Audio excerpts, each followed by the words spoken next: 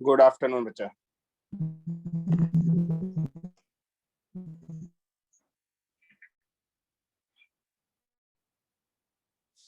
Good afternoon.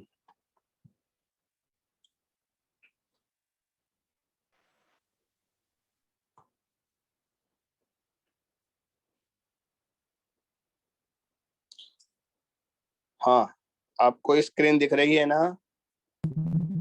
Yes sir. Good afternoon sir. Good afternoon. Good afternoon बेटा। Afternoon sir. Good afternoon.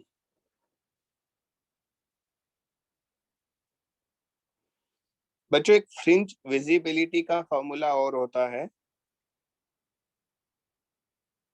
Fringe दृश्यता।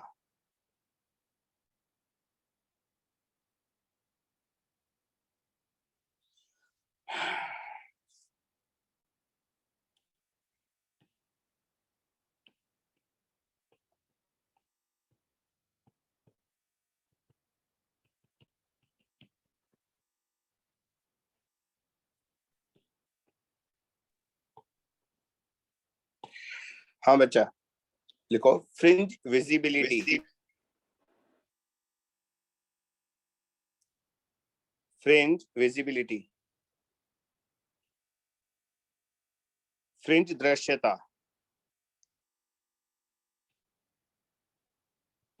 बेटा, I maximum minus I minimum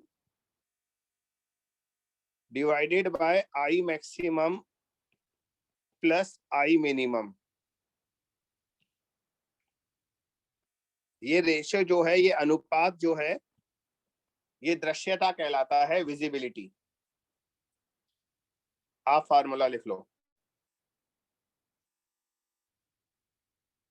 जब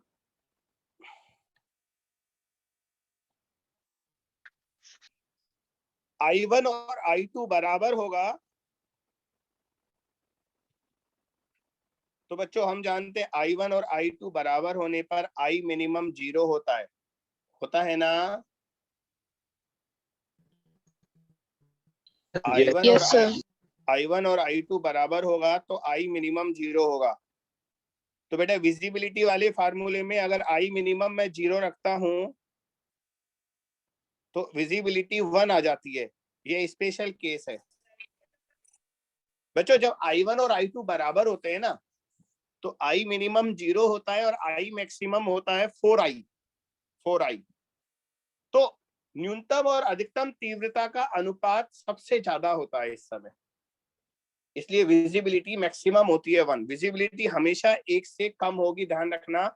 visibility की maximum value 1 होती है। दृश्यता की अधिकतम मान, दृश्यता का अधिकतम मान 1 होता है, लिख लेना।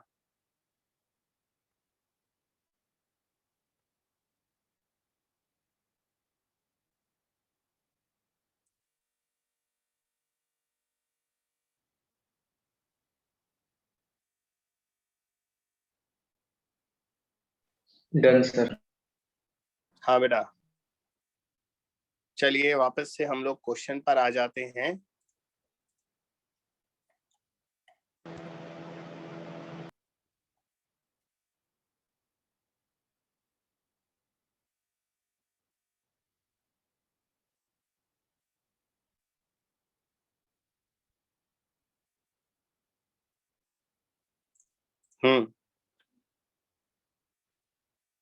बच्चों, यंग के एक्सपेरिमेंट में स्मॉल डी और कैपिटल डी का जो अनुपात है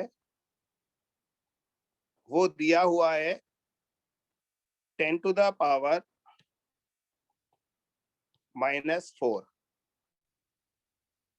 स्मॉल डी और कैपिटल डी का अनुपात 10 की घात -4 दिया हुआ है और लैम्बडा भी 6000 दिया हुआ है एंगस्ट्रॉम।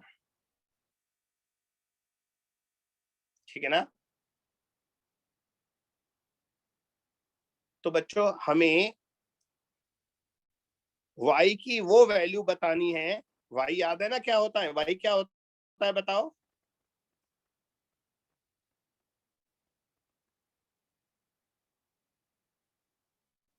y क्या था हमारे डिस्कशन में? प्लेट के बीच की दूरी। हाँ, बिंदु ओ से बिंदु पी की दूरी। अब पी वेरिएबल पॉइंट है ना, तो हमें y का मान वहां बताना है जहां पर इंटेंसिटी जो है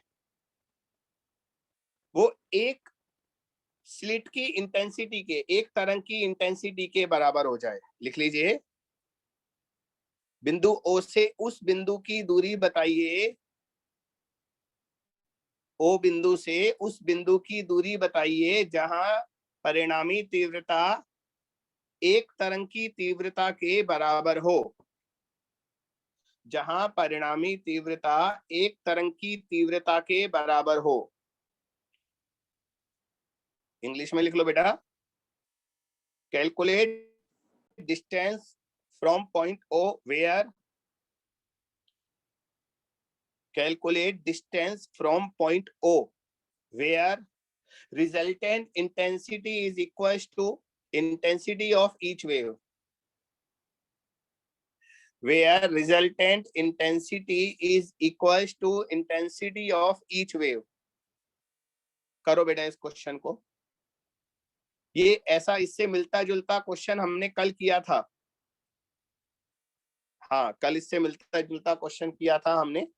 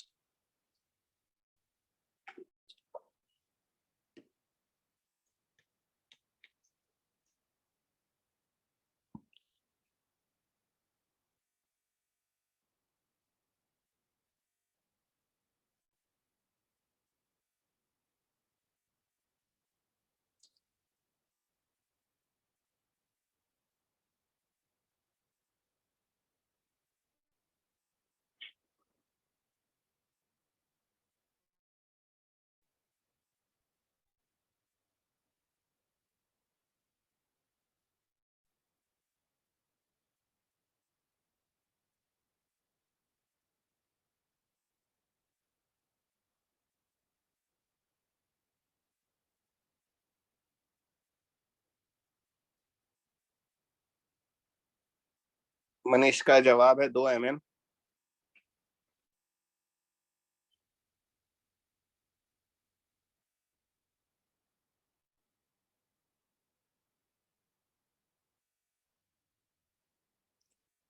प्रियंका का है 6 गुना 10 की घात -11 मीटर। प्रियंका बेटा कुछ बड़ी गड़बड़ नहीं हो गई है?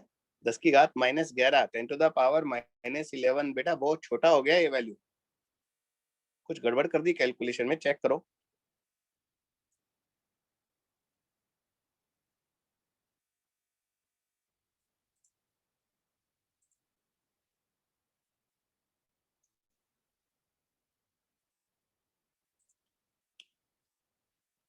दुर्गेश का है 6 mm। धर्मेंद्र का भी 6 गुना 10 की घात -3, मतलब मुझे लग रहा है 6 mm ही होगा ये।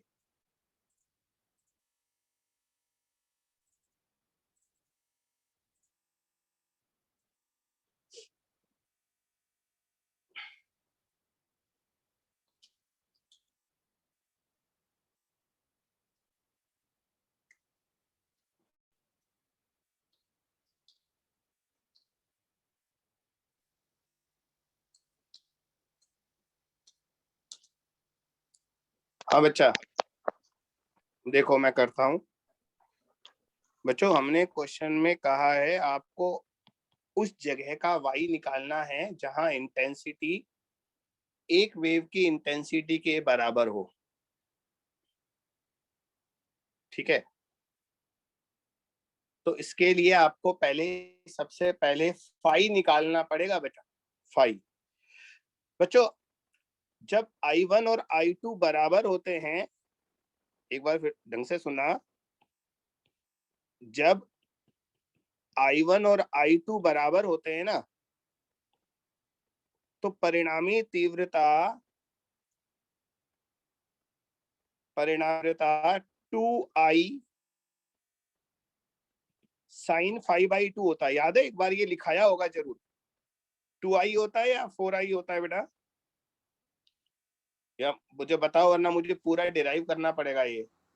4 आई sin 4 आई होता है 4 आई सर। होता है, वेरी गुड, बस यही मैं देखना चाह रहा था, 4 आई साइन 5/2 होता है। प्रश्न के अनुसार परिणामी तीव्रता एक तरंग की तीव्रता के बराबर चाहिए हमें, तो आई रिजल्टेंट को आई के बराबर कर दिया, ठीक है। इसे सॉल्व करते हैं बेटा।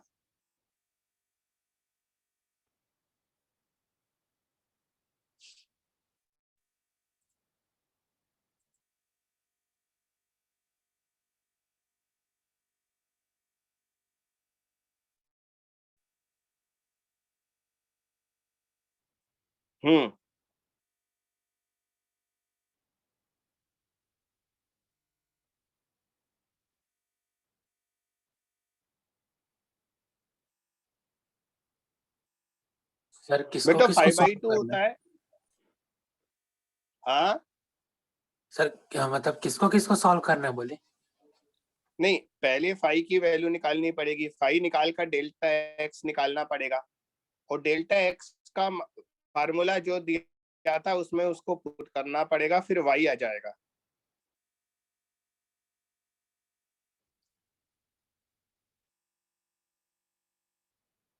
बच्चों ये फार्मूला मैंने सही लिखा है क्या? मुझे तो डाउट लग रहा है कि गड़बड़ हो गई। मैं इसको मिटा रहा हूँ, मुझे तो गड़बड़ लग रही है, मुझे याद ही नहीं आ रहा वो फार्मूला। और आई नॉट cos सुनो, सर या तो साइन स्क्वायर होता है या तो 2 होता है। I2, एक मिनट पूरा कर लेते हैं ना, जब डाउट हो तो अपन को पूरा कर लेना चाहिए। हाँ मैंने वो गलती लिखा था अपन ने, तो आई रिजल्टेंट होता है बेटा 2I1 प्लस cos फाई, ये होता है I resultant. According to the question एक वेव की इंटेंसिटी के बराबर है, तो 2I1 प्लस cos फाई, इसे आई के बराबर करो और हल करो, तो 1 प्लस cos फाई 1/2 हो गया। तो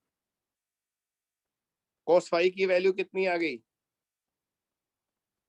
-1/2, और फाई आ गया 2π/3। फाई कितना आ गया? 120 degree, 2π/3।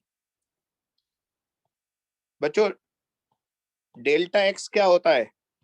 Lambda upon 2π into phi, तो फाई का मान यहां रख दो, तो डेल्टा एक्स λ/3 आ गया। अब याद करो डेल्टा एक्स का फार्मूला होता था Y small D upon capital D, होता था ना, तो उसे λ/3 के बराबर कर दो और वाई का मान निकाल लो, तो वाई आएगा λ/3 capital D upon small D. Lambda दिया हुआ है 6 गुना 10 की घात -7।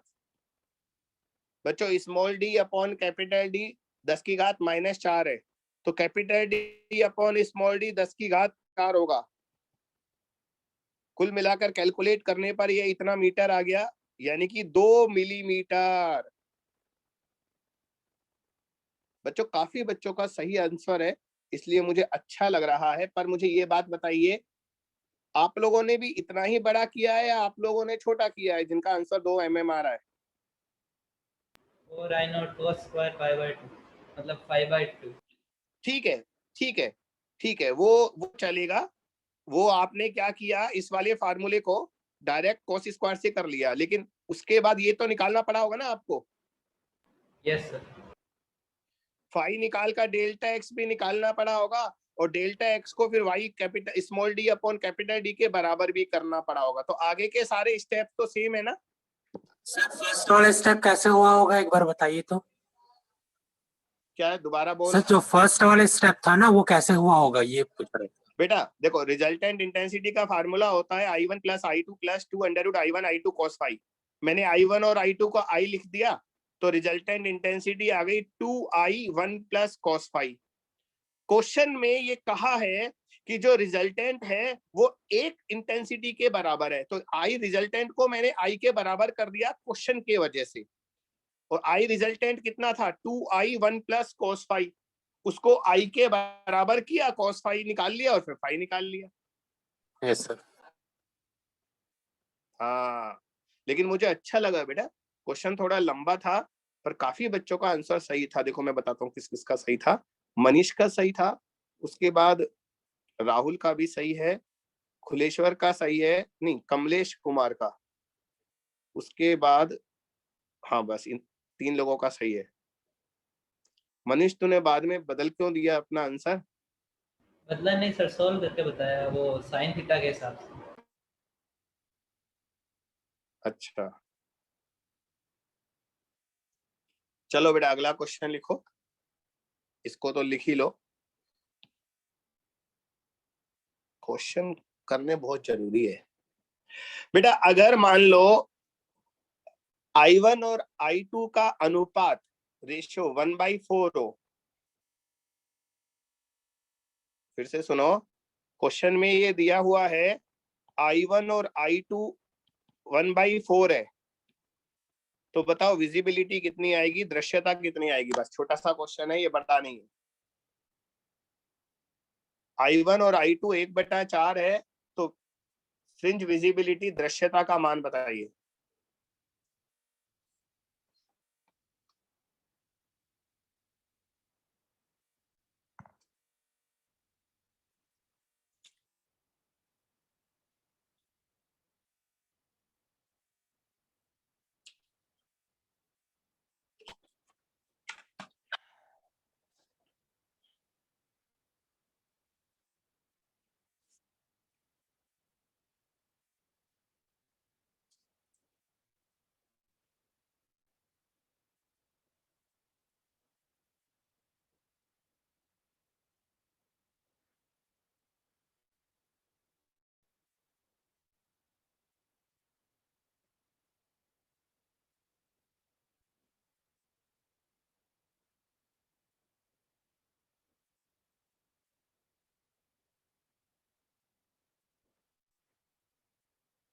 हाँ जी, प्रियंका 5/3 और 3/5, दो आंसर कैसे बेटा? बाद वाला ठीक होगा, यस सर, 3/5 मान लेते हैं। हाँ मनीष 0.8, प्रियंका सिन्हा 3/5, मुकेश 3/5।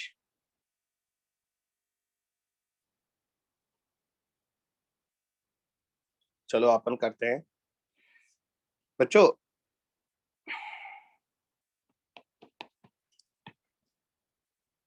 आपको पहले आई मैक्सिमम और आई मिनिमम निकालना पड़ेगा,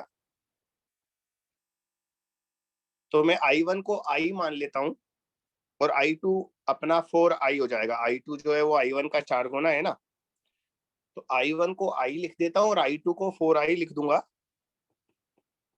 तो बच्चों I मैक्सिमम याद होगा √I1 है ना, प्लस √I2, I2 कितना है 4i, √I1 प्लस √I2 का होल स्क्वायर होता है, तो √I प्लस 2 √I 3 का होल स्क्वायर 9i आएगा बेटा। इसी तरह I मिनिमम निकाल लो, I मिनिमम आएगा √I1 माइनस √I2 का होल स्क्वायर। बेटा अंदर नेगेटिव आएगा लेकिन होल स्क्वायर करोगे ना तो वापस पॉजिटिव हो जाएगा, तो √I माइनस 2 √I यानी कि माइनस √I का होल स्क्वायर, केवल I बचेगा बस। अब दृश्यता का फार्मूला लगा दो, विजिबिलिटी होती है I maximum minus I minimum upon I maximum plus I minimum. तो बच्चों I मैक्सिमम है 9i माइनस I, 9 में से 1 गया 8, 9i प्लस I यानी कि 10, 8/10 यानी कि 4/8, 0.8। तो सिर्फ एक बच्चे का जवाब सही है, बाकी सबका गलत है बेटा। मनीष का सही है, बस 0.8 आएगा, 3/5 नहीं आएगा।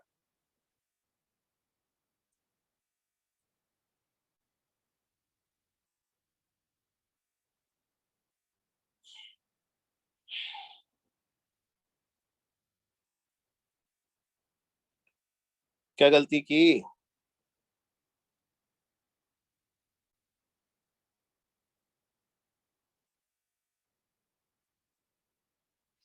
Next question.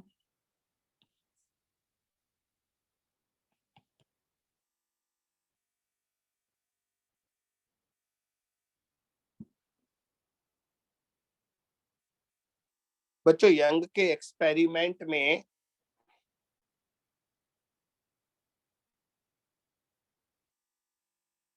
हमें लैम्बडा जो है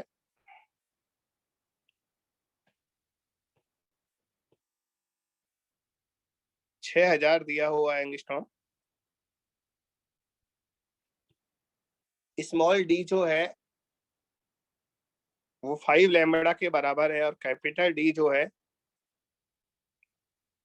वो 50 लैम्बडा के बराबर है। ठीक है, स्मॉल डी 5 लैम्बडा है और कैपिटल डी 50 लैम्बडा है, ये दिया हुआ है।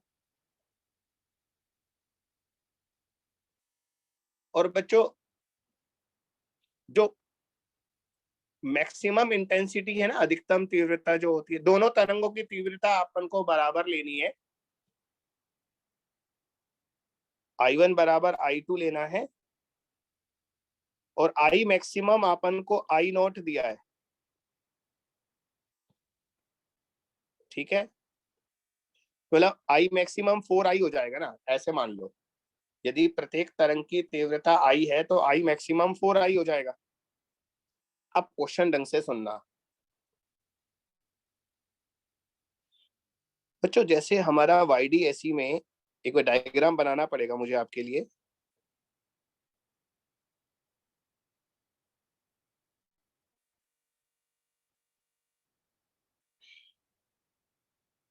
एक स्लिट यहाँ होती है, दूसरी स्लिट यहाँ होती है, ये सेंट्रल लाइन है और ये स्क्रीन है। तो बच्चों एक स्लिट के बिल्कुल सामने, ढंग से देखना, एक स्लिट के बिल्कुल सामने इस P बिंदु पर, ये देखो, मुझे परिणामी तीव्रता बताइए कितनी आएगी। S1 के बिल्कुल सामने पर्दे पर, बिल्कुल S1 के बिल्कुल सामने पर्दे पर तीव्रता कितनी होगी ये बतानी है। प्रत्येक तरंग की तीव्रता I है। ठीक है, intensity of each wave is I। तो आपको बिल्कुल S1 के सामने स्क्रीन पर इंटेंसिटी बतानी है कितनी आएगी बेटा।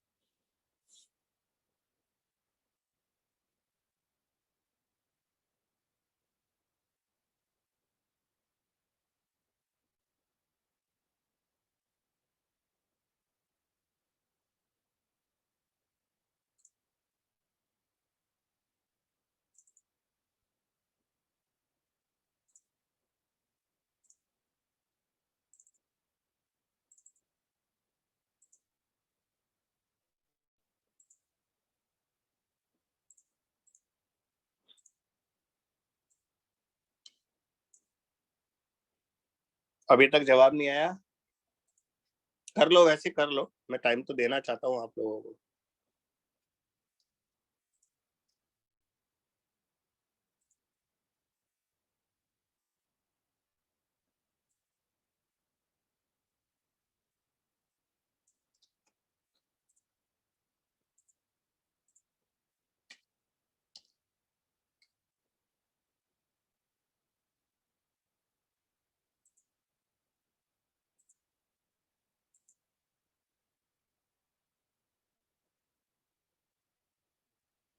मैक्सिमम मिनिमम नहीं निकालो।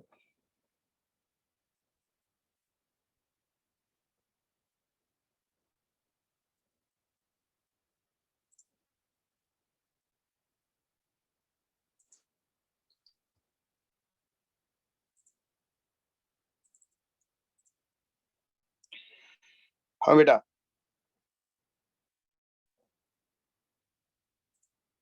टू आई और आई नॉट बाई टू दोनों ही आंसर सही है, क्योंकि अगर मैक्सिमम की टर्म्स में निकालोगे तो आई नॉट बाई टू आएगा, और एक वेव के इंटेंसिटी की टर्म्स में निकालोगे तो टू आई आएगा। वेरी गुड, सही जवाब है आप लोगों का।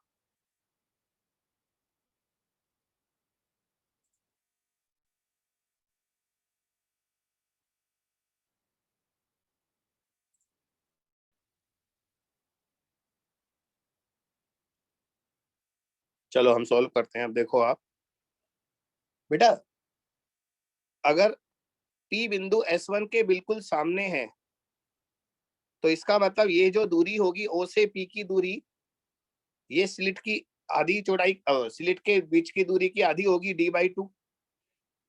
तो इसका मतलब y हमें पता है d/2 है। अगर हमें y पता है तो हम डेल्टा x निकाल सकते हैं। डेल्टा x होता है y small d upon capital D। सारी वैल्यू रख दो। पहले तो y की वैल्यू रखो, y को d/2 रखोगे तो ये d²/2d आएगा। अब बच्चों d मैंने कितना दिया था आपको, 5 लैम्बडा, तो स्मॉल d 5 लैम्बडा लिख दो और कैपिटल D 50 लैम्बडा लिख दो। तो 25/100 ये लैम्बडा बाई 4 आएगा। देखना बेटा मैंने कोई गलती तो नहीं की। अब कालांतर निकाल लो। फाई होता है 2π लैम्बडा इंटू डेल्टा एक्स। यहाँ पर डेल्टा एक्स को लैम्बडा बाई 4 लिखोगे तो आपके पास पाथ फेस डिफरेंस π/2 आ जाएगा बच्चा। हमारे पास डिफरेंस कितना आ जाएगा, π/2। अब फेस डिफरेंस आने से रिजल्टेंट इंटेंसिटी निकाल दो। रिजल्टेंट इंटेंसिटी होता है I1 plus I2 plus 2 under root I1 I2 cos phi, और फाई कितना है, π/2। बेटा cos π/2 0 होता है, तो तीसरा स्टेप 0 हो जाएगा। I प्लस I 2I आएगा। हाँ, अगर आप इसको I मैक्सिमम की टर्म्स में लिखना चाहते हो तो ये I मैक्सिमम डिवाइडेड बाय 2 आएगा। ये दोनों आंसर सही है, कोई दिक्कत नहीं है।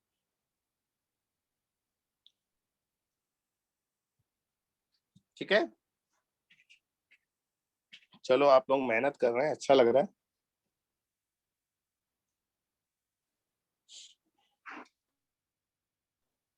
बच्चों अब एक टॉपिक, अगला टॉपिक पर चलेंगे। एक है ना, कोणीय फ्रिंज चौड़ाई के बारे में लिख लो। एंगुलर फ्रिंज विड्थ, ये जरा सा टॉपिक है, वो देखो बच्चों। जैसे सामने ये स्क्रीन होती है ना, स्क्रीन होती है, और जैसे ये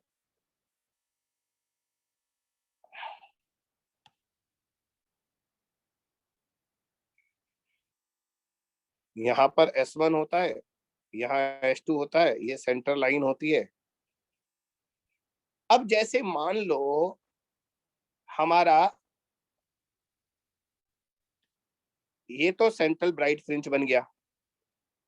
मान लो ये फर्स्ट ब्राइट है, तो हम जानते हैं सेंट्रल ब्राइट से सेंट्रल ब्राइट फ्रिंज और ये फर्स्ट ब्राइट फ्रिंज, तो ये दूरी बीटा होती है।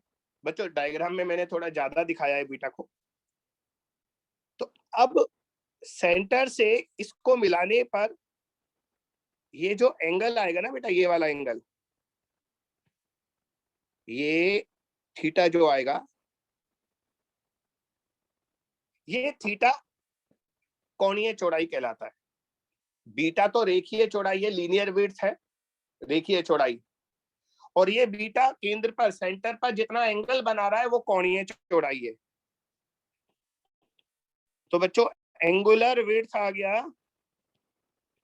थीटा। तो थीटा कैसे निकलेगा, कोण बराबर चाप बटा त्रिज्या, और त्रिज्या कितना है, कैपिटल डी। ये दूरी कैपिटल डी है ना बेटा। और बीटा का फार्मूला होता है lambda capital D upon small D.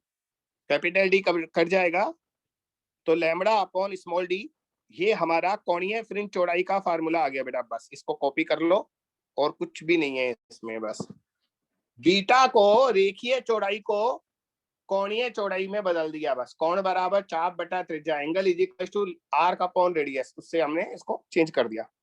Copy कर लो ये।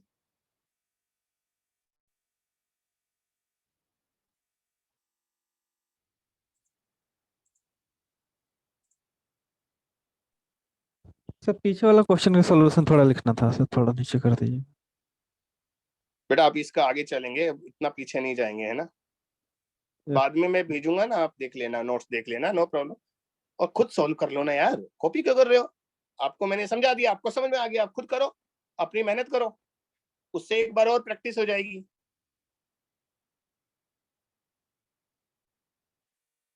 देख इसका स्क्रीनशॉट ले ले, यहाँ रुक नहीं पाऊंगा, स्क्रीनशॉट ले ले इसका।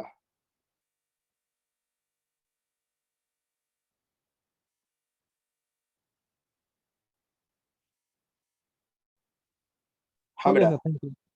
ओके।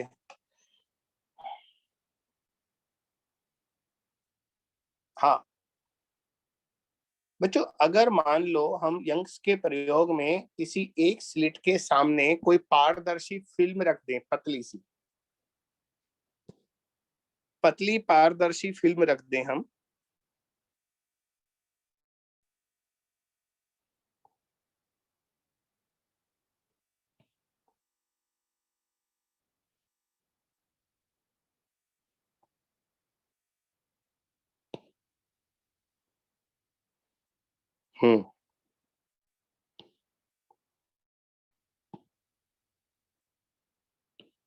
इसमें कुछ कुछ चीजें मिटाऊंगा मैं। S1 के सामने एक बहुत पतली फिल्म रख दी मैंने, तो क्या होगा, एक तरंग को उस फिल्म से गुजरना पड़ेगा बेटा। ये देखो, ये फिल्म रख दी। अब किसी बिंदु P पर S1 को जो पहुंचना है उसको पहले से भी ज्यादा समय लगेगा। अगर ये फिल्म नहीं होती S1 के सामने तो S1 से जो तरंग है वो P पर जल्दी पहुंच जाती, परंतु फिल्म रखने की वजह से S1 को P तक पहुंचने में थोड़ा ज्यादा समय लगेगा, ज्यादा टाइम लगेगा। ऐसा क्यों होगा आप बताओ, सोचो, ऐसा क्यों होगा?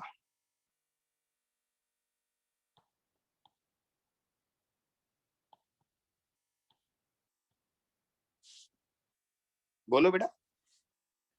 अरे ये टेक्निकल जो पार्ट हो फिल्म, गया। बेटा ये जो फिल्म है ना, ये जो फिल्म है ये सघन माध्यम है, और जब प्रकाश किसी डेंसर मीडियम से पास होता है तो उसकी वेलोसिटी कम हो जाती है, समझो। तो S1 को जब फिल्म के अंदर से जाना पड़ेगा तो वेलोसिटी कम हो जाएगी, या वेलोसिटी कम हो जाएगी तो बेचारा देर में पहुंचेगा ना P बिंदु पर। तो बच्चों एक अतिरिक्त पथांतर और आ जाता है, समझना। अगर ये S1 के सामने पतली फिल्म नहीं होती तो याद है अपना पथांतर कितना था, याद करो, y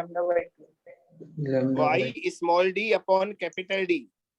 तो बच्चों इतना पथांतर तो आता ही आता, लेकिन ये फिल्म रखने की वजह से S1 को वहां पहुंचने में और ज्यादा समय लगा, तो ये एक अतिरिक्त पथांतर आ गया। तो वो अतिरिक्त पथांतर, अभी अतिरिक्त लिखवा रहा हूं, कुल बाद में देखेंगे, टोटल बाद में देखेंगे। तो वो अतिरिक्त पथांतर जो होता है, एक्स्ट्रा पाथ डिफरेंस, उसका फार्मूला होता है बेटा म्यू माइनस 1 इंटू टी। मैं लिखवा दूंगा, अभी परेशान मत होना। बच्चों बताइए यहाँ पर टी क्या है? Thickness, thickness. हाँ, ये पतली फिल्म रखी ना बेटा हमने, इसकी थिकनेस है। पता है ये थिकनेस किस ऑर्डर का होता है?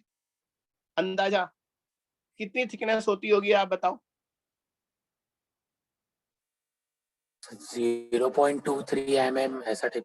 माइक्रोमीटर में होती है बेटा थिकनेस। हाँ, इतनी ओ पतली भाई। फिल्म होती है, माइक्रोमीटर। हाँ, और म्यू उस फिल्म का अपवर्तनांक है, रिफ्रैक्टिव इंडेक्स है।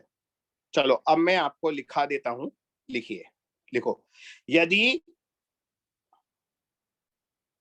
किसी एक स्लिट के सामने पतली पारदर्शी फिल्म रख दें, if a thin transparent film is placed in front of one slit, if a thin transparent film is placed in front of one slit, यदि किसी एक स्लिट के सामने पतली पारदर्शी फिल्म रख दें तो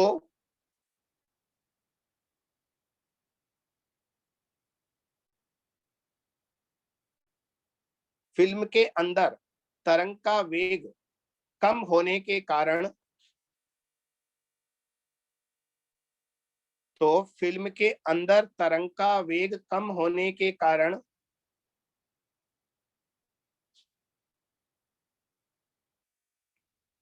पी बिंदु पर एक अतिरिक्त पथांतर उत्पन्न हो जाता है। पी बिंदु पर एक अतिरिक्त पथांतर उत्पन्न हो जाता है। ठीक है बेटा, इंग्लिश में पूरा कर लो। If a thin transparent film is placed in front of one slit, then due to decrease in velocity of wave inside the film, due to decrease in velocity of wave inside the film,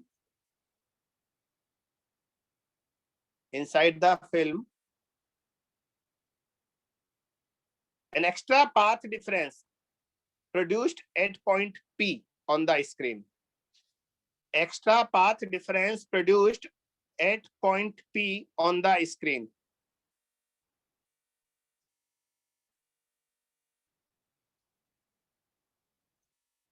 तो बेटा ये formula लिख लो, extra path difference है, total नहीं है, total तो अभी लिखवाऊंगा मैं।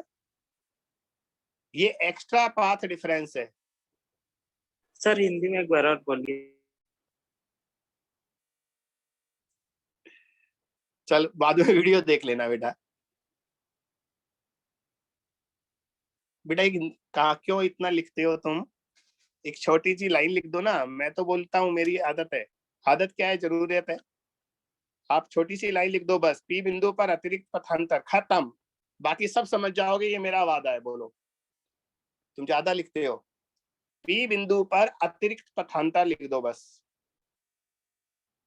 सर इस फार्मूले में वन और म्यू नहीं आएगा, mu minus one by mu? हाँ अभी देखते हैं, मैंने अभी उस पर थोड़ा सा फोकस नहीं किया, अभी जाऊंगा। क्या लिखा तूने?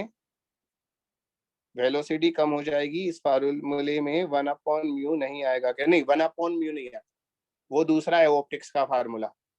1 - 1/t, वो शिफ्ट है, वो अलग चीज है। ये पाथ डिफरेंस है। हाँ ठीक है बेटा। हाँ ये लिख लो, नीचे क्या है? यहाँ t बराबर है फिल्म की मोटाई, थिकनेस ऑफ फिल्म, और म्यू है फिल्म का अपवर्तनांक, refractive index of film. t है फिल्म की मोटाई और म्यू है फिल्म का अपवर्तनांक।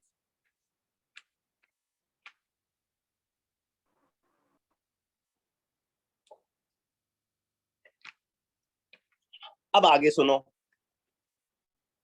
बच्चों, अगर टोटल पाथ डिफरेंस निकालना है P बिंदु पर तो कितना आएगा? y small d upon capital D पहले पाथ डिफरेंस था। तो P बिंदु पर ये पाथ डिफरेंस बढ़ेगा या पहले से घटेगा? बढ़ेगा। टोटल पाथ डिफरेंस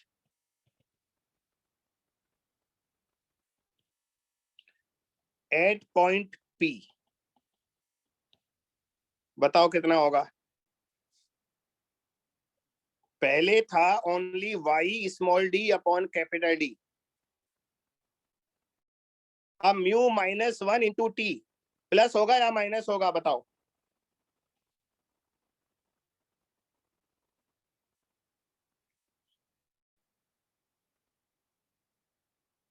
अतिरिक्त पथांतर आया ना प्लस बच्चा, होना चाहिए। प्लस नहीं होगा माइनस होगा। बताऊं क्यों? देखो सुनो, मान लो हमारे पास ये फिल्म नहीं है, 1 मिनट के लिए मैंने फिल्म हटा दी, तो ये बताओ P बिंदु पर S2 को ज्यादा चलना पड़ेगा या S1 को ज्यादा चलना पड़ेगा? S2 S2 रेस्ट को ज्यादा यानी चलना पड़ेगा। हाँ, यानी कि S1 पहले पहुंचा और S2 बाद में पहुंचा, S2 को ज्यादा चलना पड़ा। अब अगर मैं ये फिल्म वापस लगा दूं तो बच्चों अब S1 थोड़ी पहले S1 जल्दी पहुंच रहा था, अब S1 को P पर पहुंचने में समय लगेगा, तो S2 से उसका पथांतर कम हो जाएगा ना, क्योंकि S2 को जितना ज्यादा चलना पड़ रहा है S1 उतना अब स्लो चल रहा है। थोड़ा सा सोच लो ना बेटा, अच्छा लगेगा आप सोचोगे तो। हाँ सर। पहले S1 जल्दी पहुंच रहा था, अब S1 को P तक पहुंचने में टाइम लगेगा, तो हो सकता है वो S2 के साथ में ही पहुंचे, हो सकता है, इसलिए ये माइनस आएगा, प्लस नहीं आएगा। मतलब सर वेलोसिटी में चेंज आया, डिस्टेंस में नहीं आया। हाँ, डिस्टेंस में चेंज नहीं आया ना। देख फिर से तुम्हें समझा रहा हूं, फिर से देखो, एक बार ये फिल्म हटा दो, तो S1 जल्दी पहुंच गया और S2 बाद में पहुंचा, इसलिए पथांतर आया। S1 जल्दी पहुंच गया, ढंग से सुनना।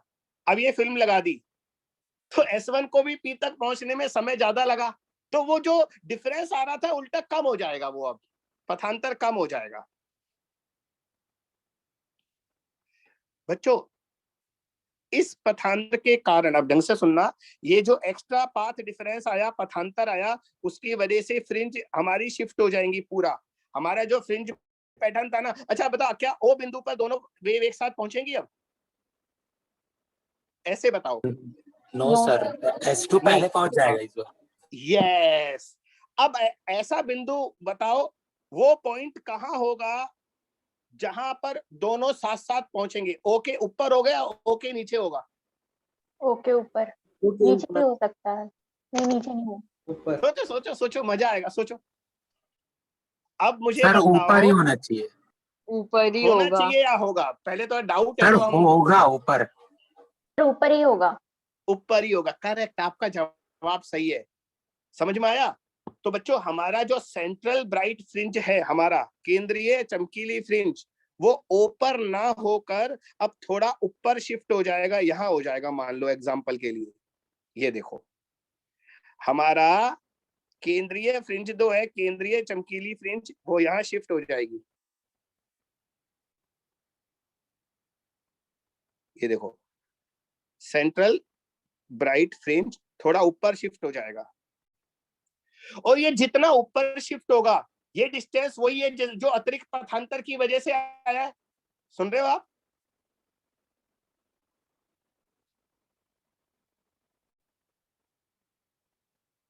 सर सेंट्रल ब्राइट फ्रिंज क्यों शिफ्ट होगा? बेटा उसका नाम हमने पहले से ही सेंटर बोल दिया ना, इसलिए हम उसको अब सेंटर बोल रहे हैं। बेसिकली हमें ढूंढना तो वो पॉइंट है जहां पर दोनों साथ में पहुंचेंगे। हमारा टारगेट तो उस पॉइंट को ढूंढना है जहां दोनों साथ में पहुंचेंगे। सेंट्रल तो इसलिए बोल रहे हैं क्योंकि पहले से हम इसको सेंट्रल बोलते आ रहे हैं, इसलिए बोल दिया बस। तो बच्चों कितना शिफ्ट होगा ये हम कैसे निकालें? सेंट्रल ब्राइट फ्रिंज कितना ऊपर चला गया, इसको बोलते हैं वाई शिफ्ट।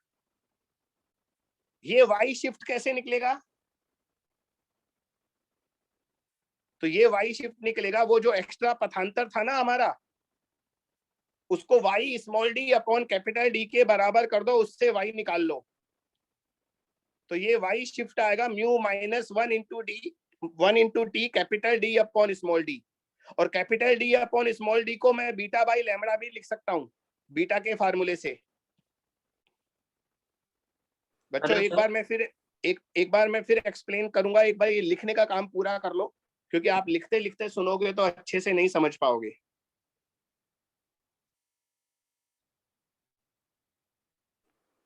Hello sir. हाँ बेटा। सर ये पाथ डिफरेंस म्यू पर डिपेंड करेगा ना? हाँ, म्यू तो हर जगह लिख रहा हूँ ना बेटा मैं। बिल्कुल, म्यू तो हर जगह आ ही रहा है अपना, तो म्यू पर डिपेंड कर रहा है।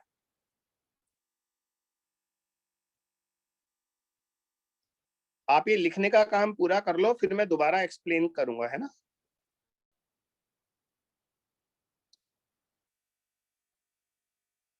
बच्चों कल भी कोई ऐसी चीज थी क्या जिसके लिए मैं बोल रहा था आज के लेक्चर में दोबारा समझा दूंगा? नो नहीं सर, आप था ना? क्वेश्चन पूछने के लिए बोले थे कि मतलब नहीं बनेगा तो पूछ लेना। अच्छा, पूछते तो आप हो ही नहीं कभी, है ना। चलो, इसको मैं दोबारा एक्सप्लेन कर रहा हूं, एक बार सुन लो। बच्चों अगर S1 के सामने ये पतली फिल्म नहीं होती तो S1 और S2 O बिंदु पर एक साथ पहुंचते। O बिंदु पर पाथ डिफरेंस 0 होता, इसलिए O बिंदु पर हमारा सेंट्रल ब्राइट फ्रिंज बनता। परंतु S1 के सामने फिल्म रखने से वो पॉइंट ऊपर शिफ्ट हो गया जहां दोनों एक साथ पहुंचेंगी वेव, तो सेंट्रल ब्राइट थोड़ा ऊपर चला गया। अगर हमें ये निकालना है ये कितना शिफ्ट हुआ बेटा, ये है Y शिफ्ट।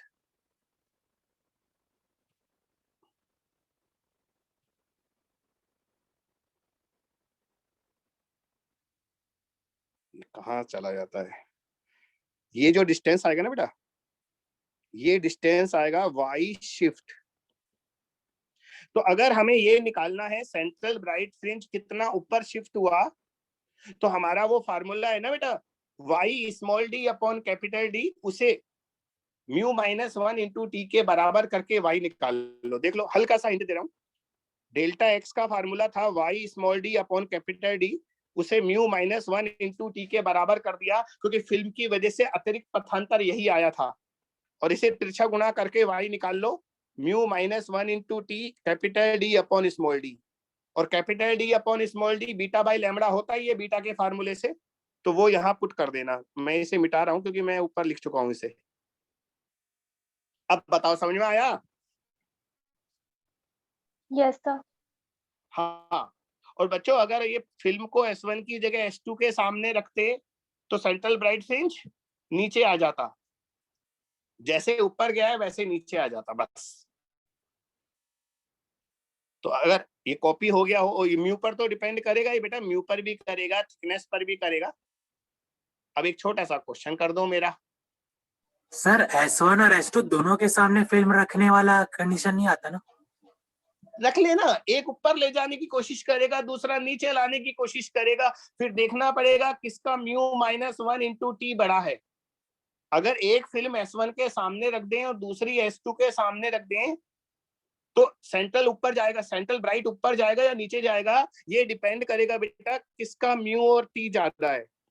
जैसे अगर मान लो म्यू1 माइनस 1 इंटू T1 है ना, 1 मैं ऊपर वाले के लिए लिख रहा हूं, अगर ये बड़ा हुआ म्यू2 माइनस 1 इंटू T2,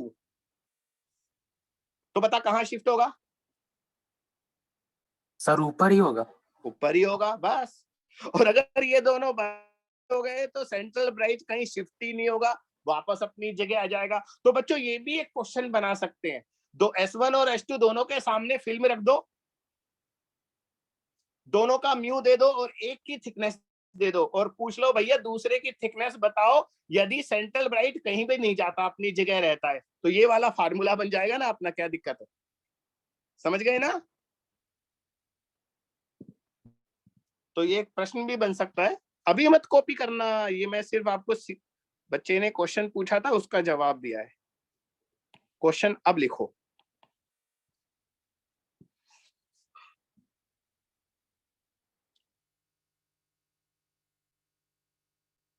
हाँ बच्चों, यंग के प्रयोग में, यंग एक्सपेरिमेंट में लैम्बडा आपको 5000 एंगस्ट्रॉम दिया है, और एक स्लिट के सामने एक पतली फिल्म रख दी, उस फिल्म का म्यू 3/2 है बेटा। फिल्म का म्यू कितना है 3/2। और अब ढंग से सुनना क्वेश्चन, हमें उस फिल्म की थिकनेस निकालनी है, टी निकालना है। और कंडीशन क्या है, हमारा जो सेंट्रल ब्राइट फ्रिंज था, ठीक है ना, वो थर्ड डार्क की जगह शिफ्ट हो गया। ढंग से सुनो, हमारा सेंट्रल ब्राइट कहाँ शिफ्ट हो गया, कहाँ शिफ्ट हो गया, थर्ड डार्क, जहां पहले तीसरी काली फ्रिंज थी वहां चला गया, केंद्रीय चमकीली फ्रिंज। तो बताइए हमारी शीट की थिकनेस कितनी है, हमारी शीट की थिकनेस बतानी है कितनी है।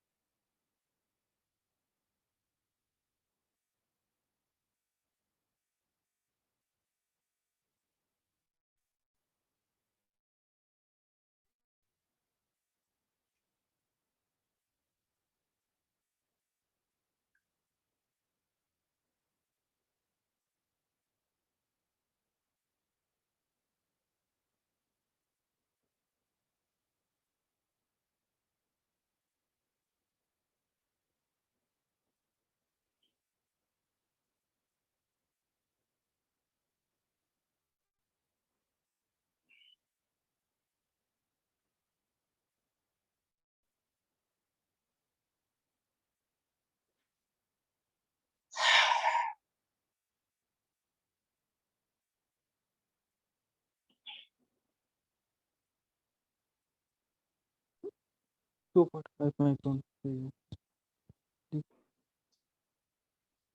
टाइप करो ना बेटा।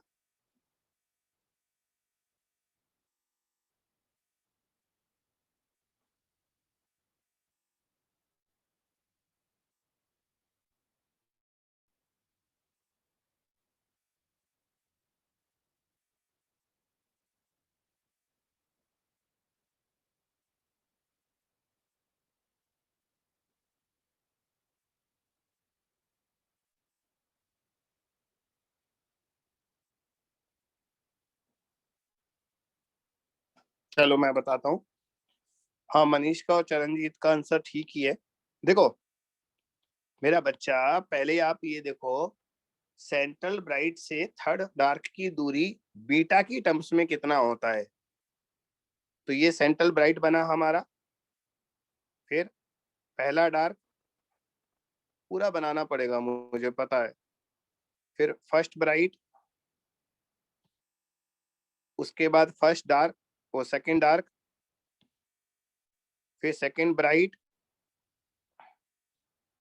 और फिर आएगा थर्ड डार्क।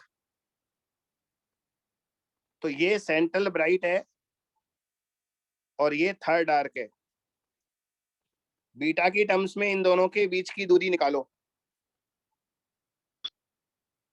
ये डिस्टेंस आएगा 1 बीटा, 2 बीटा और आधा बीटा, ये आएगा 5/2 बीटा। ठीक है, तो बच्चों सेंट्रल ब्राइट से थर्ड डार्क का जो डिस्टेंस है वो 5/2 बीटा आएगा। यानी कि क्वेश्चन में हमें वाई शिफ्ट दिया हुआ है 5/2 बीटा। हाँ, अकॉर्डिंग टू क्वेश्चन हमारा वाई शिफ्ट जो है 5/2 है। वाई शिफ्ट का फार्मूला लिखो, μ-1 × t β/λ, और इसे बराबर कर दो 5/2 बीटा के। बच्चों बीटा से बीटा, म्यू है 3/2, थिकनेस निकालना है, और ये आएगा 5/2 लैम्बडा। लैम्बडा कितना है, 5 × 10⁻7। सॉल्व कर लेना, टी आएगा 2.5 × 10⁻⁻6 मीटर, यानी कि 2.5 माइक्रोमीटर। ये है पूरी कैलकुलेशन।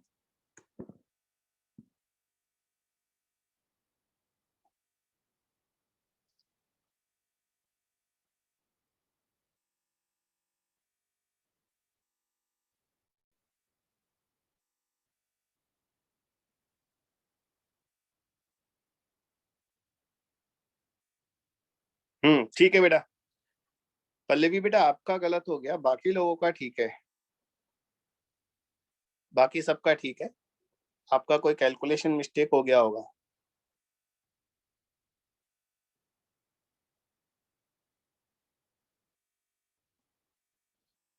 चलो, इस टॉपिक का नाम ऑप्टिकल पाथ लिख लेना बेटा, है ना। ऑप्टिकल पाथ ही बोलते हैं, पता नहीं क्यों बोलते हैं।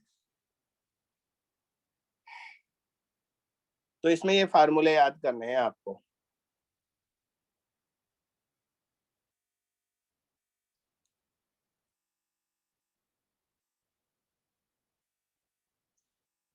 बच्चों यंग के एक्सपेरिमेंट को अभी छोड़ देते हैं।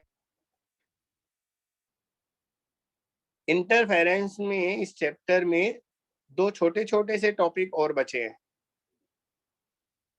है ना। इस चैप्टर में दो छोटे छोटे से टॉपिक और बचे हैं। एक तो लिखो फ्रेनेल का द्विप्रिज्म प्रयोग, फ्रेनेल बाय प्रिज्म एक्सपेरिमेंट। इससे बहुत कभी कभार क्वेश्चन आते हैं।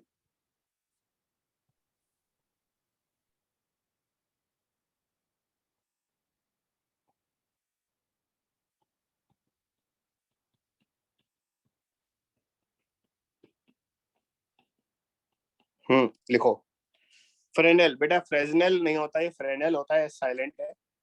Fresnel biprism experiment. बच्चों इसमें कुछ भी खास नहीं बताऊंगा मैं, यंग के प्रयोग की तरह है, बस सेटअप चेंज हो जाता है। एक्सपेरिमेंटल सेटअप पूरा बदल जाता है, बाकी सारे फार्मूले और वो सब चीजें वैसी ही है, फ्रिंज पैटर्न वैसा ही आएगा, सब कुछ सेम है, सारे कॉन्सेप्ट सेम है। फ्रेनेल ने क्या किया था, दो प्रिज्म लिए थे जिनके एंगल, प्रिज्म एंगल, प्रिज्म कोण बहुत छोटे हैं, 30 डिग्री 50 डिग्री नहीं, बहुत छोटे, आधा डिग्री या 1 डिग्री ऐसे।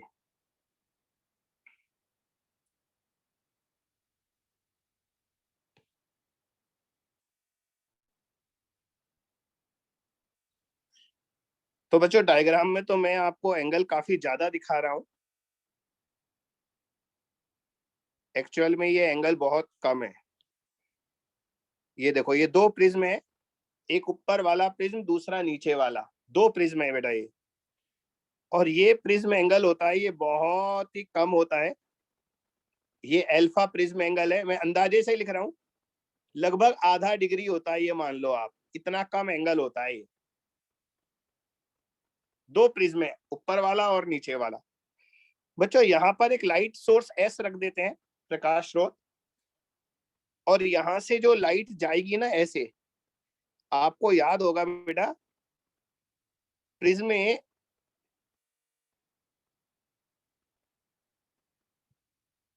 प्रिज्म से लाइट का डेविएशन हो जाता है, याद है। लाइट प्रिज्म से गुजरने के बाद अपने पाथ से विचलित हो जाती है, मुड़ जाती है। तो यहां से भी ये लाइट डेविएट होकर आगे जाएगी, और बच्चों आगे जाने के बाद इन दोनों में इंटरफेरेंस होगा, इन दोनों में इंटरफेरेंस होगा, और सामने पर्दे पर, स्क्रीन पर वैसा ही फ्रिंज पैटर्न मिलेगा जैसा हमें यंग के प्रयोग में मिल रहा था, बिल्कुल वैसा का वैसा, सेम टू सेम। यहाँ ओ बिंदु होगा, ओ बिंदु पर सेंट्रल ब्राइट फ्रिंज बनेगा, उसके ऊपर वैसा ही फ्रिंज पैटर्न, नीचे वैसा ही फ्रिंज पैटर्न, वही फ्रिंज की चौड़ाई सेम टू सेम सब कुछ। ये कहलाता है फ्रेनेल बाय प्रिज्म एक्सपेरिमेंट। तो यहां पर सिर्फ क्या हुआ, यंग ने दो स्लिट काम में ली थी और फ्रेनेल ने स्लिट की जगह दो प्रिज्म काम में ले लिए, बस। बच्चों एक चीज बदल गई, लेकिन यहां पर देखो, अब आप इस लाइट को पीछे बढ़ाओगे, हमें है ना, ये जो प्रिज्म से लाइट पास हो रही है, ऐसा लगेगा बेटा ये लाइट यहां से आ रही है, देखो। तो ये दो वर्चुअल सोर्स बन गए। वर्चुअल सोर्स को हिंदी में क्या बोलेंगे? आभासी स्रोत। आभासी स्रोत। एक S1 और एक S2।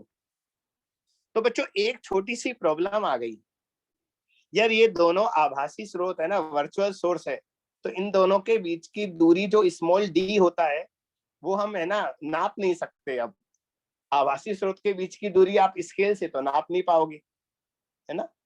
तो यहाँ पर इसको निकालने का एक तरीका होता है, वो आपको फार्मूला याद करना है अभी, वो मैं आपको बता दूं। बच्चा, एस से प्रिज्म की दूरी, ये वाला डिस्टेंस ए कहलाता है, और प्रिज्म से पर्दे की दूरी, स्क्रीन का डिस्टेंस, ये बी कहलाता है। आपको याद है हमारा कैपिटल डी क्या होता था यंग के प्रयोग में? बेटा यंग के स्लिट से स्क्रीन का डिस्टेंस। करेक्ट, स्लिट से, यानी कि S1 S2 से स्क्रीन का डिस्टेंस, वो यहाँ हो जाएगा a प्लस बी। और बच्चों स्मॉल डी निकालने के लिए हम जो ऑप्टिक्स में हम जो डेविएशन का फार्मूला, चले आपको निकाल कर ही बता दूं यार, अच्छा लगेगा तुम लोगों को, कभी कभी मुझसे पूछ भी लिया करो। गौर से देखो, ये एंगल ऑफ डेविएशन है, डायग्राम में बना रहा हूं, डेल्टा। लाइट मुड़ गई ना, ऐसे ऐसे जा रही थी, ऐसे मुड़ गई, तो डेल्टा एंगल से डेविएट हो गई।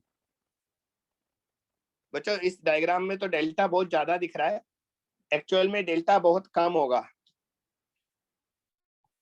तो बच्चों डायग्राम में tan डेल्टा क्या आएगा बताओ, डायग्राम में देखकर बताओ। ये ट्राइंगल बन गया ना बेटा, इधर देखो, इधर देखो, डायग्राम में देखो, ये ट्राइंगल बन गया है, ट्राइंगल। तो tan थीटा लंब बटे आधार होता है, लंब होगा S1 से S का दूरी यानी कि d/2, और आधार कितना होगा, वो ऊपर a होगा। बच्चों tan डेल्टा को हम सिर्फ डेल्टा लिख सकते हैं, और डेल्टा हो जाएगा d/2a। अब एक बार याद करो, प्रिज्म जो ऑप्टिक्स पढ़ाया था तुम्हें, जब प्रिज्म एंगल बहुत छोटा होता है, प्रिज्म कोण बहुत छोटा होता है, तो विचलन का एक फार्मूला होता था बेटा, 2i minus a। Mu minus 1 into A, correct.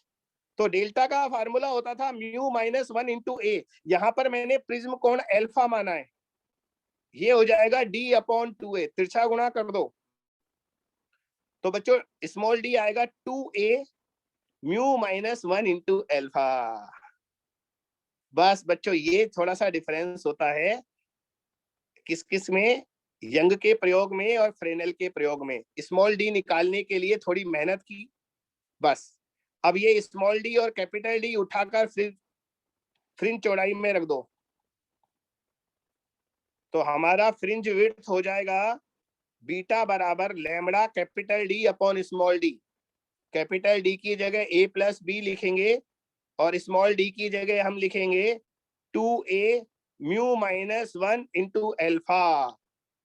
बस बच्चों, अब बहुत सारे टीचर ये डायरेक्ट फार्मूला रटा देते हैं, पर मेरी आदत है सोर्स बताने की, इसलिए मैंने आपको इसका सोर्स बता दिया। अगर आपको ये सोर्स याद नहीं करना तो आप भी डायरेक्ट फार्मूला याद कर ले बाद में, बस। तो अगर आप प्रोसीजर नहीं रखना चाहो दिमाग में, तो आप सिर्फ फार्मूला याद कर लेना। अभी एक बार तो कॉपी कर ही लो ना मेरा बच्चा।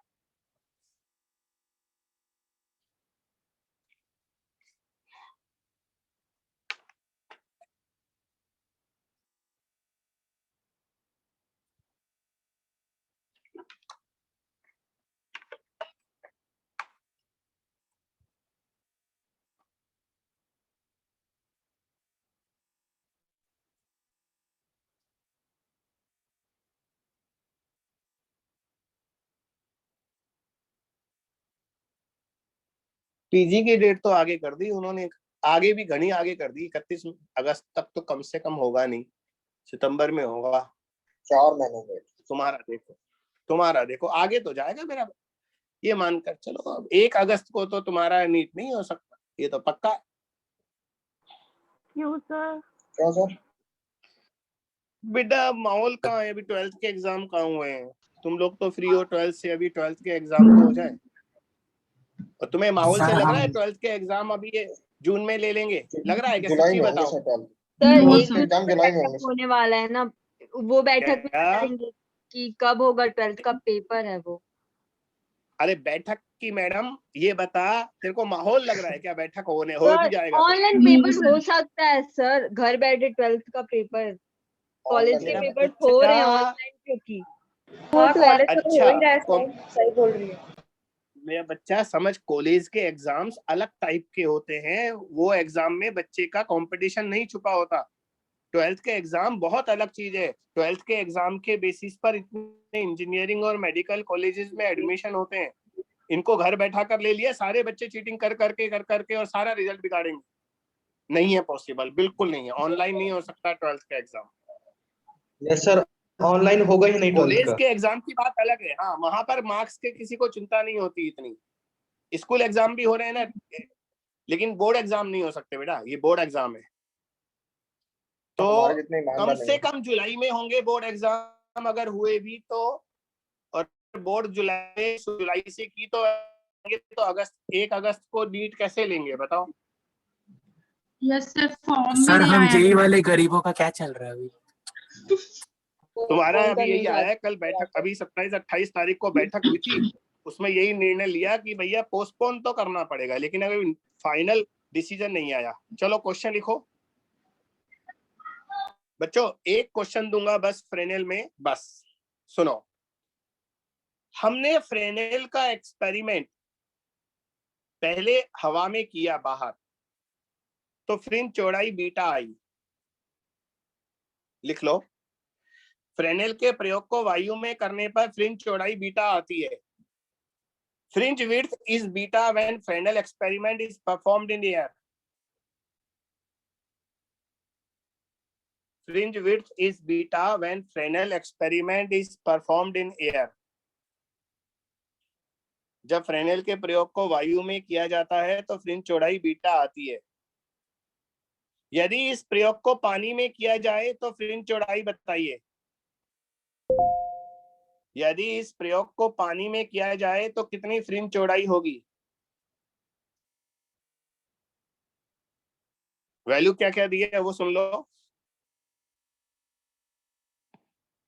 बच्चों। प्रिज्म का म्यू दिया है 3/2, पानी का म्यू दिया है 4/3,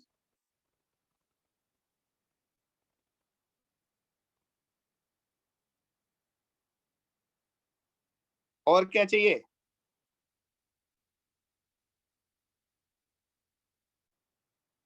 और भी कुछ चाहिए क्या? बस, और किसी चीज की जरूरत नहीं पड़ेगी, बाकी सब कट पिट जाएगा।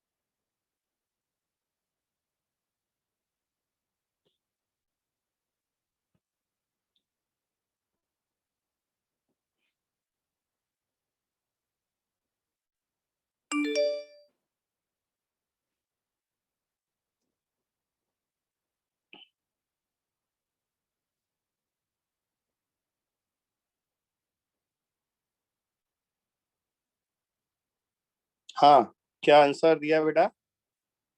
3 बीटा।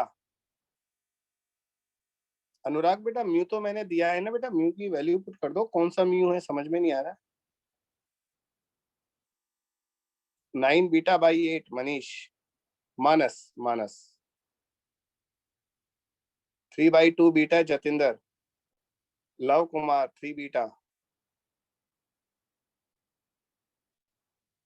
चलो मैं करता हूं, अब आप देखो बच्चों।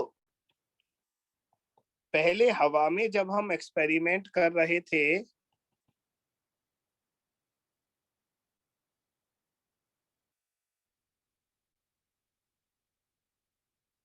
तो बीटा कितना आएगा वो देखो। बीटा आएगा lambda a plus B divided by 2a। Mu कितना लेंगे? अच्छा, ये म्यू -1 इंटू अल्फा में म्यू किसका आता है? प्रिज्म का आता है। प्रिज्म का म्यू है 3/2 -1 इंटू अल्फा। इसको थोड़ा सा सॉल्व कर लेते हैं तो बीटा आएगा लैम्बडा a प्लस बी, और नीचे बेटा वो 2 कट जाएगा, a अल्फा बचेगा। इसे इक्वेशन नंबर 1 डाल देते हैं। अब पानी में चलते हैं बेटा। पानी में 2 बदलाव आएंगे। पहला बदलाव, पानी में लैम्बडा बाई म्यू हो जाता है। ये तो मैंने आपको अभी एक क्वेश्चन में कराया भी था, यंग के प्रयोग में। और दूसरा बदलाव आता है, जो प्रिज्म का म्यू आएगा ना बेटा, वो भी पानी के रेस्पेक्ट में आएगा। तो ऑप्टिक्स में जाओ और याद करो, प्रिज्म का पानी के रेस्पेक्ट में जब म्यू निकालते हैं तो आता है प्रिज्म का म्यू अपॉन पानी का म्यू। अब इसमें वैल्यू रखो तो lambda by mu, mu water 4/3 होता है, 3 ऊपर चला जाएगा, divided by 2a mu 3/2 upon mu water 4/3 -1 into alpha. बच्चों एक बार थोड़ा इसको सॉल्व कर दो ना मुझे। नीचे आएगा 9/8 -1 1/8 1/8। 8 को 2 से 4 से 4 कट जाएगा बेटा। 3 बीटा आ रहा है, मैंने कर लिया। आंसर आ रहा है 3 बीटा। अब देखता हूं 3 बीटा किस किसने बोला था। चरणजीत का सही है, प्रियंका का सही है, प्रियंका सोनी का, लव कुमार का, और मसल ब्लेज इसका सही है। ये इंडियन है, अपने फॉरेनर भी पढ़ते हैं क्या? सर वो सचदेवा वाले बताएंगे अब कब कब एडमिशन लिए थे। हाँ सही है। तो बच्चों आज का लेक्चर हम यहीं तक, कल कंटिन्यू करेंगे। अब है ना इंटरफेरेंस खत्म होने वाला है, मुश्किल से 20-25 मिनट का बच्चा है। इसके बाद डिफ्रैक्शन आएगा, प्रकाश का विवर्तन, और उसके बाद पोलराइजेशन यानी कि ध्रुवण। वो दोनों छोटे छोटे चैप्टर है, बड़ा यही था। वो तो आधा लेक्चर, एक लेक्चर में हो जाएंगे। सर हाँ। कहीं ऐसा तो नहीं है कि ये लोग 2J ही लेके लाइक रिजल्ट निकाल देंगे और काउंसलिंग स्टार्ट करवा देंगे? नहीं ऐसा नहीं लग रहा। अभी है ना, मैंने इनका जो मीटिंग हुई थी उसके कुछ मिनट्स मैंने पढ़े थे, उसमें ये लिख रखा है अटेम्प्ट तो चारों लेने पड़ेंगे। क्योंकि तू सोच उस बच्चे का क्या होगा जिसने जनवरी फरवरी दिया ही नहीं। सोच। हाँ सर। है ना, फरवरी और मार्च अगर उसने नहीं दिया, कई बच्चे ऐसे हैं जिन्होंने ये सोचा मैं तो मई में डायरेक्ट दूंगा, बता, तो उनके लिए तो लेना ही पड़ेगा ना। हाँ सर। इसलिए तो बच्चा ऐसा तो नहीं कर सकते ये लोग कि अब ना लें, तो पोस्टपोन तो करना ही पड़ेगा। चलिए, आज आपकी 4 क्लास है, ध्यान रखिएगा, है ना। कल सर मिलते हैं। ऑर्गेनिक की क्लास कब से होगी? बेटा ऑर्गेनिक का जरा सा बचा है। Thank you, sir. तुम लोगों की ये आदत है, जो ज्यादा बचे ना उसकी चिंता नहीं है, जो अच्छा चल रहा है ना उसकी चिंता नहीं है। सिर्फ उसकी चिंता करोगे जो बेचारा कुछ बचा ही नहीं। हो जाएगी बेटा, आप भी जानते हो सर की कंडीशन नहीं है अभी, वो बात तक नहीं कर रहे अभी हम लोगों से, है ना। हाँ, अभी सर। रिकवरी मोड में है, आप चिंता मत करो। हम सब जिम्मेदार व्यक्ति है, सारे सिलेबस ढंग से होंगे, और आपको तो एग्जाम भी आगे हो गया। तो अगर हम भी थोड़ा बहुत 5-7 दिन और एक्स्ट्रा ले लें तो कोई बुराई नहीं है। अच्छे से पढ़ाएंगे, आप निश्चिंत रहो, है ना बेटा। वैसे कब तक चलो complete कल होगा मिलते सर? हैं। हाँ वैसे कब तक कंप्लीट होगा अपना पूरा कोर्स? बेटा ये 50 या 60 बार बता चुके हैं, फिर भी अगर एक बार और सुनना है तो सुन लो। ये मतलब हर 5-7 दिन में एक बार डिस्कशन हो जाता है बेटा।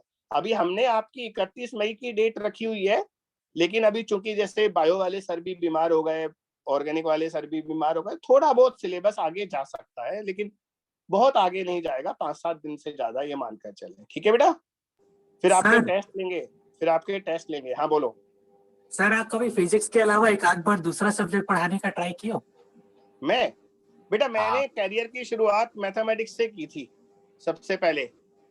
फिर मैथमेटिक्स मैंने इसलिए ज्यादा नहीं पढ़ाया क्योंकि है ना, मुझे मैथमेटिक्स बहुत आसान सब्जेक्ट लगता है, तो मैं बच्चों से भी वही एक्सपेक्ट करता हूँ, तो फिर मुझे लगा दिक्कत आएगी। फिर मैंने केमिस्ट्री एक बार मजबूरी में पढ़ाया, एक बार हमारे टीचर छोड़कर चले गए, तो मैंने फिजिकल केमिस्ट्री पूरा पढ़ाया हुआ है IIT JEE लेवल तक का। लेकिन बहुत पुरानी बातें हो गई बेटा, मैं केमिकल इंजीनियर हूँ ना, तो मुझे दिक्कत भी नहीं है पढ़ाने में। ऑर्गेनिक सर कहाँ से केमिकल इंजीनियरिंग?